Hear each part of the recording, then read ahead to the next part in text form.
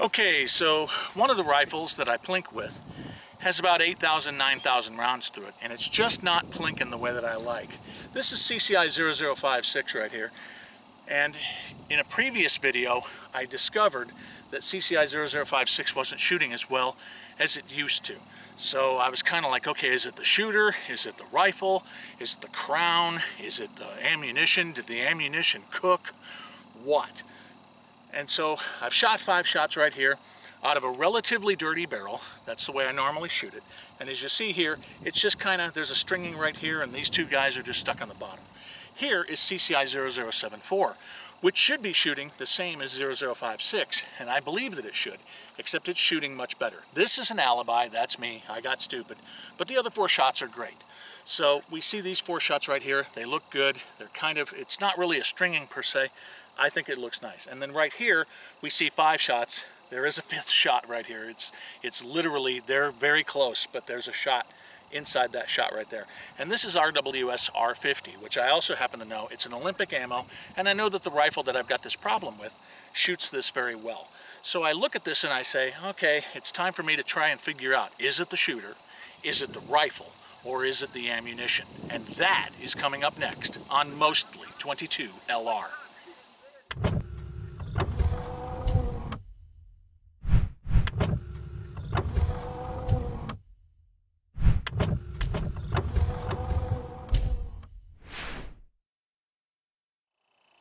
Hey everybody, Rob Rosenberger here for Mostly 22 LR. This is the Marlin XT22 that I've been having problems with downrange, as you saw earlier. Now this is a modified Marlin. I had the barrel lopped from 22 to 16.5 inches, and I had it threaded for suppressors. Now this one's been a stalwart of mine for a long time. I love this one. It's a great plinker. It used to shoot CCI 0056 ammunition very reliably, very accurately. Unfortunately, its accuracy has gone down a little bit, and we're going to check to see if the shooter is the problem, and or if the ammunition is the problem, and or if the rifle itself is the problem. Now earlier today I got to sit down with a different model XT22, and I shot it at 50 and 100 yards, and I got the groups that I was expecting, so I don't think it's the shooter. That leaves us with the ammunition next, and this ammunition has been in the boxes for about a year now, so it's possible, given the horrible weather that we've had, all the heat and humidity, that this ammunition has simply cooked. Now, normally it doesn't sit out in direct sunlight, as you saw in that previous video, but if it sits in the truck for long times at 100 degrees and above, it might very well be that the characteristics of the ammunition have changed, and I would have to replace that ammo, or at least shoot it in a different gun or something like that. But at any rate, then finally we can go to the gun and we can see if that's the problem. Now this is a custom barrel lopping, so we'll have to check that crown and make sure that by using my suppressor on and off, maybe I've damaged the crown and didn't know it. Or maybe I've been pushing my jake through on that cleaning rod, and the jake goes too far out, and then when it comes back, as you saw in that previous video, I'm getting that 60-degree arc of damage along the crown itself. That could be the fault of the shooter not cleaning it correctly and injuring the crown. If that's the case, we'll have to fix the crown. Or maybe the rifling is the problem. If the rifling, if one of the lands or one of the grooves has been injured, that could very well be a problem there, and we'll have to check and see that. And if the rifling has been damaged too much, we might have to call this gun a lost cause and wait for the next gun buyback program.